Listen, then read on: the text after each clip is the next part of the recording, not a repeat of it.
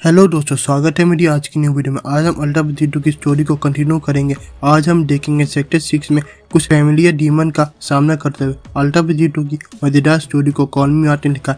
आप उन्हें अपना सपोर्ट करें। अगर ये वीडियो आपको पसंद आए तो वीडियो को लाइक एंड चैनल को सब्सक्राइब करना। तो चलिए वीडियो को शुरू करते हैं। हम देखते हैं वेजिटो और यामोसी पोर्टल के जरिए सेक्टर 6 में आ जाते हैं। वेजिटो ने सेक्टर 7 के डीमन एम्परर को इतनी आसानी से हरा दिया था जैसे वो कोई आम डीमन हो। वो अभी सेक्टर 6 में है जो कि पूरी तरह से लावा से बना हुआ है। हम देख सकते हैं वेजिटो और यामोसी ने अपने कपड़ों को भी रीजनरेट कर लिया होता है। वेजिटो बोलता है हमने अपने कपड़ों को बेकार ही रीजनरेट किया, मुझे यहाँ पर आकर ऐसा लग रहा है मुझे अपने कपड़े उतार देने चाहिए।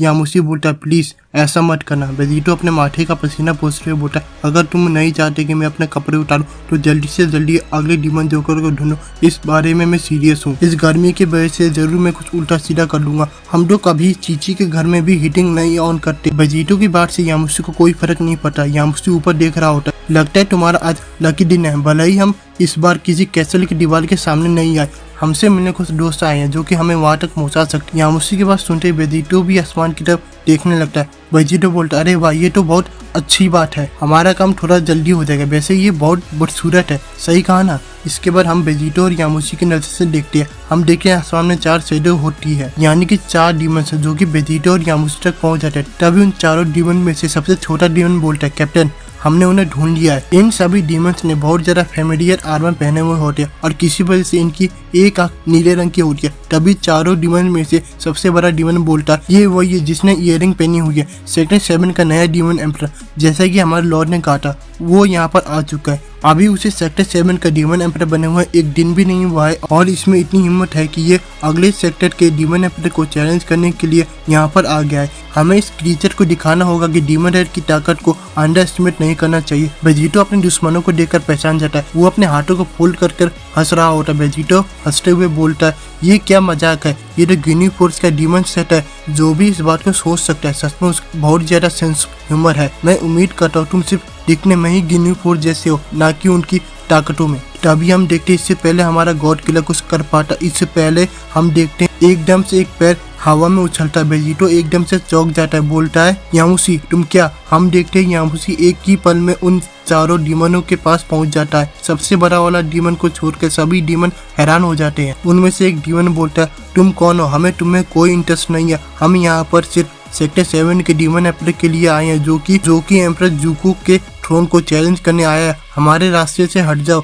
और तुम्हारी जिंदगी बख्श दी जाएगी। जरूरत से ज्यादा खून बहाने की जरूरत नहीं है। यामोसी डटकर उन डीमनों के सामने खड़ा हो। काश तुम्हारे में यह एबिलिटी होती कि तुम मुझे इस बुरे सपने से निकाल पाते। तुम्हारा ऑफर सुनकर बहुत अच्छा लगा पर मुझे थोड़ा और समय बिताना है अपने पापों का प्रायश्चित करने के लिए। तुम यहाँ पर आए हो हमें तुम्हारे एम्परर से लड़ने के लिए। रोकने आए हो तो तुम समझ लो मैं भी तुम्हारे जैसा ही हूँ। अगर तुम्हें उस बच्चे तक पहुंचना है तो मुझसे होकर गुजरना होगा। अगर तुम ऐसा नहीं करना चाहते तो मुझे कोई दिक्कत नहीं है। हम इन दोनों एम्परर को आपस में निपटने देते हैं।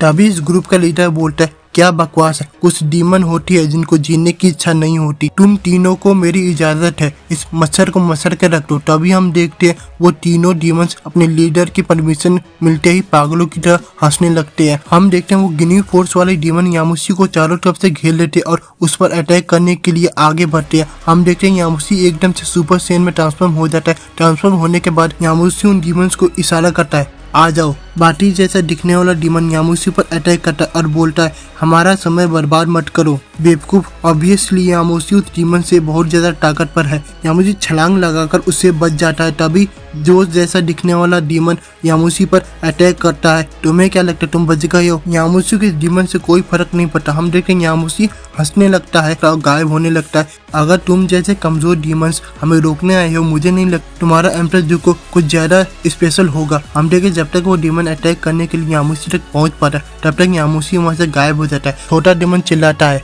बोरोस वो गायब हो गया है। हम देखिए छोटे डीमन का चेहरा उसकी आँख की तरह नीला पड़ जाता है। वो बोलता है बोरोस मुझे बचाओ। एक ही झटके में यामोसी उस छोटे डीमन के पीछे पहुंच जाता है और एक जबरदस्त कोनी उसे मारता है जैसे कि उसे एक मीटियोर ने हिट किया हो। उस डीमन के मुंह से खून निकल जाता है पर हम समझ जाते हैं कि ये डीमन मारा जा चुका है। वो एकदम से बहुत जोर से जमीन से टकराता है। छोटे डीमन के दोनों साथी एकदम से चौंक जाते और बोलते बूढ़ो। यामोसी पीछे मुड़कर उन दोनों डीमंस को देख रहा होता है। क्या तुम दोनों सिर्फ देखते रहोगे? तुम सच में बहुत कमाल के ठोन हो।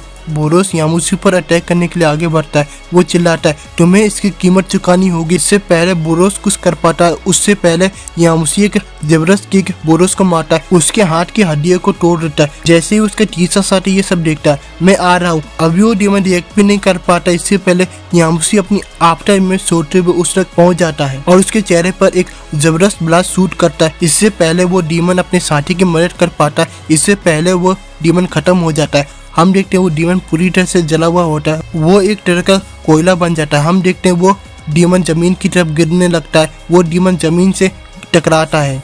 हम देख सकते हैं वो डीमन मर जाता है। तभी हम वेजिटो को देखते हैं, यामुसी को इस तरह से लड़ते हुए देखकर वेजिटो भी हल्का सा हैरान होता है। वेजिटो बोलता है, इस बुढ़ाऊ के बारे में कुछ तो खास है, आखिर इससे क्या हुआ? पिछले सेक्टर में इस तरह से बिहेव नहीं कर रहा था। बोरोस जो उनमें से आखिरी डीमन बचा हुआ था, वो बोलता है, तुम्हें नहीं पता तुम किससे पंगा ले रहे हो। जब मैं तुम तक पहुंचूंगा, जब तुम मुझ तक पहुंचोगे तुम क्या? यामुसी अपनी सुपर स्पीड का इस्तेमाल करते हुए बोरोस के पीछे आ जाता है। बोरोस बिल्कुल हैरान हो जाता है। हम देख सकते हैं यामुसी ने बोरोस के सर को पकड़ा हुआ होता है, पर यामुसी ज्यादा देर तक बोरोस के सर को नहीं पकड़ा हुआ होता। तभी हम देखते हैं यामुसी को कुछ महसूस होता है, वो पीछे मुड़कर देखता है। हम देखते हैं यामुसी के हाथ से एक अटैक टकराता है, इस वजह से यामुसी के हाथ से बोरोस का सर छूट जाता है। हम देखते हैं इस अटैक को शूट किया होता है इस ग्रुप के लीडर ने। वो बोलता है, बहुत हो गया, तुमने साबित कर दिया तुम कौन हो। जैसा कि पहले मेरे सब ऑर्डिनेट ने कहा था, उससे पहले तुमने उसे मार दिया। जरूरत से ज्यादा खून बहाने की जरूरत नहीं है। इसके बाद वो डीमन अपने सब ऑर्डिनेट के पास जाने लगता है। वो डीमन अपने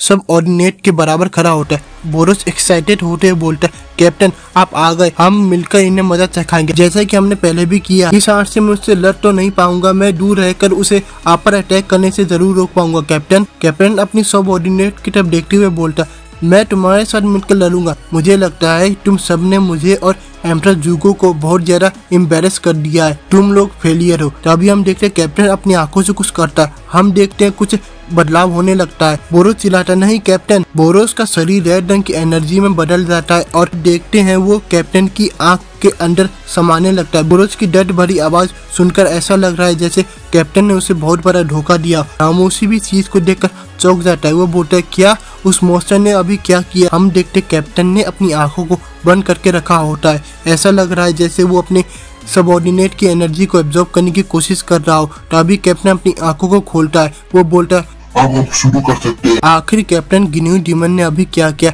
और उसका फाइट पर क्या इम्पैक्ट पड़ने वाला है, ये हम जानेंगे नेक्स्ट वीडियो में। मैं आपसे मिलता हूँ अगले वीडियो।